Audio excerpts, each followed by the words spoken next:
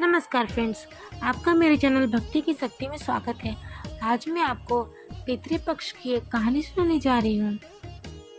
अश्विन कृष्ण पक्ष की प्रतिपदा से लेकर अमावस्या 15 दिन तक पितृपक्ष चलते हैं। पितृ यानी पिता के नाम से विख्यात है। इन 15 दिनों में लोग अपने पितरों को जल देते हैं तथा उनकी मृत्यु तिथि पर तर्पण श्राद्ध करते हैं। माता पिता आदि पारिवारिक मनुष्यों की मृत्यु के पश्चात उनकी तृप्ति के लिए श्रद्धा पूर्वक किए जाने वाले कर्म को पितृपक्ष कहते हैं। हिंदू धर्म में माता पिता की सेवा को सबसे बड़ा पूजा माना जाता है। इसलिए हिंदू धर्म शास्त्रों में पितरों का उद्धार करने के लिए पुत्र को अनिवार्य माना गया है। जन्मदाता माता पिता के मृत्यु के उपरांत लोग उन्हें भूल न जाए, इसलिए उनका श्राद्ध करने का विशेष विधान बताया गया है। भाद्रपद पूर्णिमा से अश्विन कृष्ण पक्ष अमावस्या के 16 दिनों को पितृपक्ष कहते हैं, जिसमें हम अपने पूर्वजों की सेवा करते हैं। इन श्राद्ध के दिनों में इस लोक कथा को पढ़ने का विशेष महत्व बताया गया है। तो आइए कथा शुरू करते हैं। यह कथा 2 भाइयों की है। किसी गांव में 2 भाई रहते थे। एक का नाम जोगी और दूसरे का नाम भोगी था। दोनों भाई अलग अलग रहते थे। जोगी धनवान था और भोगी बहुत गरीब था, लेकिन फिर भी दोनों भाइयों में बहुत प्रेम था। परंतु जोगी की पत्नी को धन का घमंड था, किंतु भोगी की पत्नी सीधी सादी थी।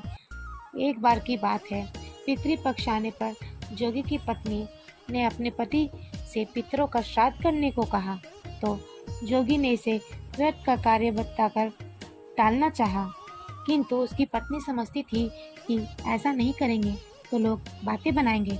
फिर उसे अपने मायके वालों को दावत पर बुलाने का और अपनी शान दिखाने का उचित अवसर लगा।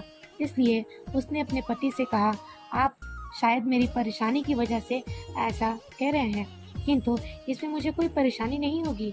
मैं काम के लिए भोगे की पत्नी को बुला लूँगी, हम दोनों मिलकर सारा काम कर लेंगे। फिर उसने जोगी को अपने मायके न्योता देने के लिए भेज दिया। दूसरे दिन उसके बुलाने पर भोगे की पत्नी सुबह सुबह आकर काम में जुट गई। उसने सारा भोजन तैयार किया, अनेक पकवान बनाए। फिर सभी काम निपटाकर वह अपने घर चली गई, क्योंकि उसे भी अपने पितरों का श्राद्ध तर्पण करना था। इस अवसर पर जोगी की पत्नी ने उसे न रोका और न वो रुकी। शीघ्र ही दोपहर हो गई। पितर भूमि पर उतरे।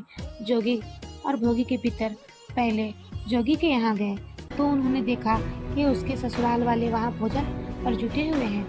पितर निराश होकर भोगे के घर गए। वहाँ मात्र पितरों के नाम पर अग्यारी दे दी गई थी। पितरों ने उस अग्यारी की राख चाटी और भूखे ही नदी के तट पर जा पहुँचे। थोड़ी देर में सारे पितर इकट्ठे हो गए और अपने अपने घर के श्राद्धों की बड़ाई करने लगे। जोगे भोगे के पितर ने भी अपने आप बीती सुनाई।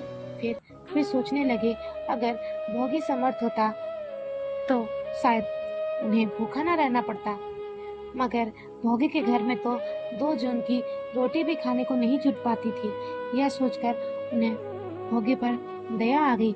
अचानक वे नाच नाच कर गाने लगे, भोगी के घर धन हो जाए, भोगे के घर धन हो जाए। शाम होने को हुई। भोगे के बच्चे को कुछ भी खाने को नहीं मिला था, तो भोगे के बच्चों ने अपनी माँ से कहा, माँ हमें बहुत भूख लगी है, हमें खाना दे दो। तब उन्हें टालने के लिए भोगे की पत्नी ने कहा, जाओ आंगन में खाना ढक कर रखा हुआ है, उसे जाकर बांट कर खा लो। बच्चे आंगन में गए तो देखते हैं बर्तन सोने के मोहरों से भरी हुई है। तब वे दौड़कर अपनी माँ के पास जाते हैं और अपनी माँ को सारी बात बताते हैं। तब भोगे की पत्नी दौड़कर आंगन में आती है। आंगन में आकर भोगे की पत्नी ने जब यह देखा तो वह हैरान रह गई। इस प्रकार भोगे भी धनी हो गया, मगर धन पाकर वह घमंडी नहीं हुआ। भोगे और उसकी पत्नी धन पाकर बहुत खुश हुए। धीरे धीरे समय बीता और दूसरे साल का पितृपक्ष आया। श्राद्ध के दिनों में भोगे की पत्नी ने 56 प्रकार के व्यंजन बनाए, ब्राह्मणों को बुलाकर श्राद्ध किया, भोजन कराया, दक्षिणा दी। जेठ जेठानी को सोने चांदी के बर्तनों में भोजन कराया।